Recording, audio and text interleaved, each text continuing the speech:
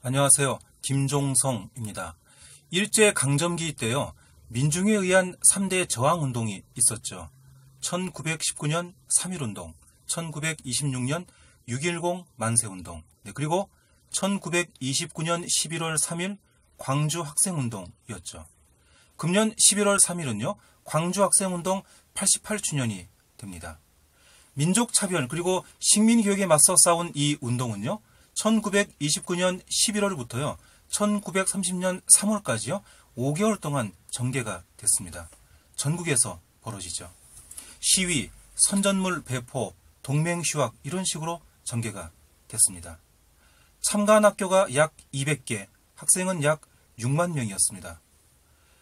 그 중에 퇴학당한 학생이 약 600이고요. 무기정학 약 2,500, 구속이 약 2,000명이었습니다. 상당히 큰 규모죠. 근데 광주 학생 운동은요. 배우 송강호 주연 영화죠. 영화 설국열차처럼요. 그렇게 촉발이 됐습니다. 이 영화의 배경은 미래의 빙하 시대죠. 지구상 모든 게 다 얼어붙습니다. 생존자들은요. 열차에 탑승한 사람들 뿐이죠. 근데 이 열차는요. 계급별로 칸이 나눠져 있죠. 열차 앞칸으로 갈수록 지배층이고요. 뒷칸으로 갈수록 일반 대중이죠. 그래서 뒷칸, 특히 꼬리칸 사람들은요. 항상 춥고 배고프고요. 앞칸 사람들은 극도의 호화 생활이죠. 송강호는 꼬리칸이죠. 근데 이 꼬리칸 사람들이 반란을 일으킵니다. 앞칸으로 넘어가면서 투쟁을 하고요. 체제를 전복하죠. 이런 상황이 광주 학생운동 때도요. 있었습니다. 사건의 발단은 나주역이었습니다. 광주 서남쪽이 나주 서남쪽이 목포죠. 그 당시는 학생들이요. 나주에서 기차를 타고요. 광주로 등하교를 했습니다. 한국 학생뿐 아니고요. 일본 학생도 그렇게 했죠. 근데 그 학생들이 나주역에서 싸움을 벌입니다.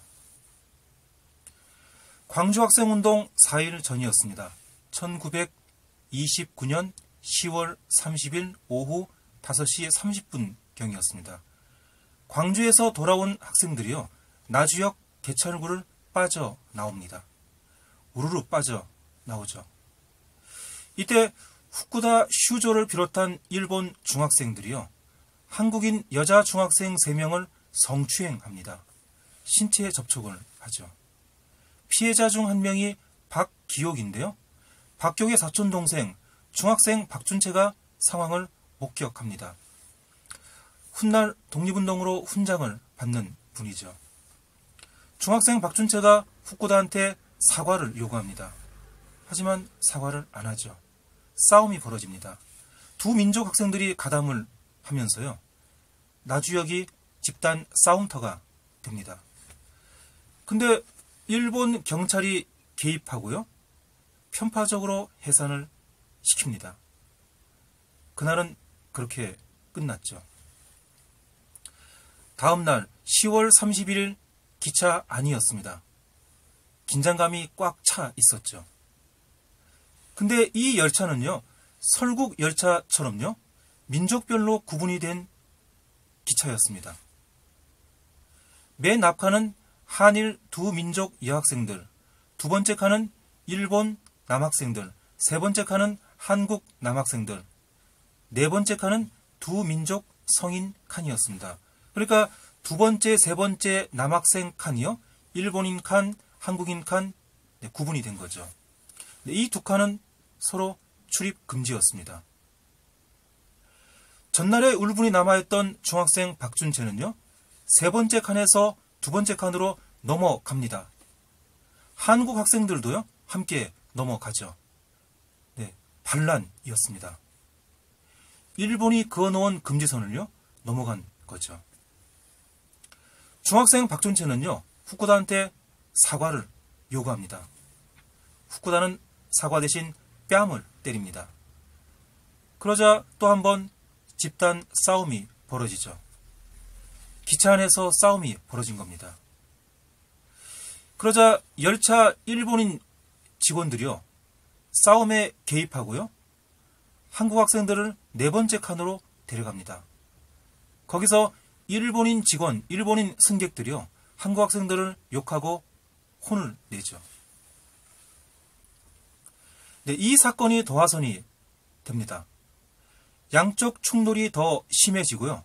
11월 3일부터 광주에서 학생 운동이 벌어집니다.